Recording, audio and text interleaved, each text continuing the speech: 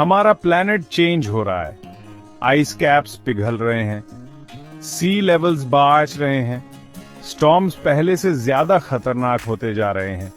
ये चैलेंजेस नए नहीं हैं। एंशिएंट सिविलाइजेशंस ने भी अपने टाइम में क्लाइमेट क्राइसिस का सामना किया था। उनकी स्टोरीज जनरेशन से चली आ रही हैं, उनमें बहुत कुछ सीखने को मिलता है। उनकी एक्सपीरियंसेस को समझकर हम अपने अनसर्टेन फ्यूचर को नेविगेट कर सकते हैं। ये एंशिएंट वॉइसेस हमें फ्लड्स और ड्राउट्स के बारे में बताती हैं, चेंजिंग सीजन्स और शिफ्टिंग लैंडस्केप्स के बारे में बताती हैं।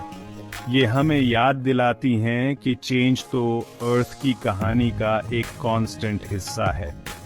ज्यादा इम्पोर्टेंट बात यह है कि ये हमें इंसाइट्स देती हैं कि कैसे पास्ट सोसाइटीज ने अडेप्ट किया और सरवाइव किया।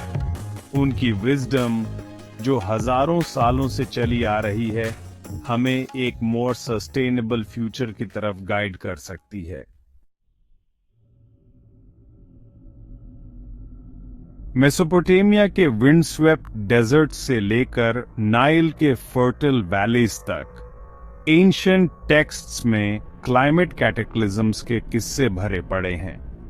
बेबीलोनियन एपिक इनुमा एलिश एक ऐसे वर्ल्ड के बारे में बताता है जो एक बहुत बड़े फ्लड में तबाह हो गया था।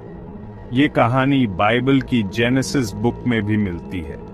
ये टेल्स हालांकि मिथ और लेजेंड में लिपटी हुई हैं, लेकिन ये उन रियल इवेंट्स को रिफ्लेक्ट करती हैं जिन्होंने सिविलाइजेशंस को रीशेप किया। ड्राउट ने भी एंशिएंट वर्ल्ड पर अपनी छाप छोड़ी है। इजिप्शियन हायरोग्लिफ्स में उन सालों का जिक्र है जब नाइल में बाढ़ नहीं आई और फैमिन पड़ा। मायन सिविलाइजेशन, जो कभी मेसो अमेरिका की एक फ्लोरिशिंग पावर थी, उसका कोलैप्स हो गया। शायद इसकी एक वजह प्रोलॉन्ग्ड ड्राउट भी रही होगी। ये स्टोरीज क्लाइमेट चेंज की विनाशकारी शक्ति की स्टार्क रिमाइंडर्स हैं।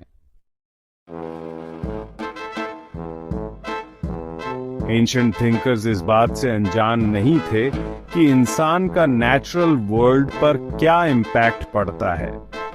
प्लेटो और एरिस्टोटल जैसे ग्रीक फिलोसोफर्स ने डिफॉरेस्टेशन और अर्बनाइजेशन का लोकल क्लाइमेट्स पर पड़ने वाले इफेक्ट्स के बारे में लिखा है। उन्होंने ऑब्जर्व किया कि कैसे एग्रीकल्चर के लिए फॉरेस्ट्स को क्लियर करने से सॉइल इरोजन होता है और रेनफॉल पैटर्न्स में चेंजेस आते हैं। दुनिया भर की इंडिजिनस कल्चर्स ने अपने एनवायरनमेंट्स के साथ डीप सस्टेनेबल रिलेशनशिप्स डेवलप किए। उनकी स्टोरीज, सॉन्ग्स और रिचुअल्स अक्सर अर्थ और उसके रिसोर्सेज के लिए रिस्पेक्ट पर जोर देते हैं। ये ट्रेडिशंस जो जेनरेशन से चली आ रही हैं, हमें नेचर के साथ बैलेंस में रहने के वैल्यूएबल इंसाइट्स देती हैं। आज हम जिन चैलेंजेस का सामना कर रहे हैं वो हमें बहुत बड़े लग सकते हैं, लेकिन हम अकेले नहीं हैं इनका सामना करने वाले। एंशिएंट वर्ल्ड हमें याद दिलाता है कि क्लाइमेट चेंज कोई नया फिनोमिनन नहीं है। उनकी स्टोरीज हमें होप देती हैं, होप कि हम भी अडेप्ट कर सकते हैं और ओवरकम कर सकते हैं।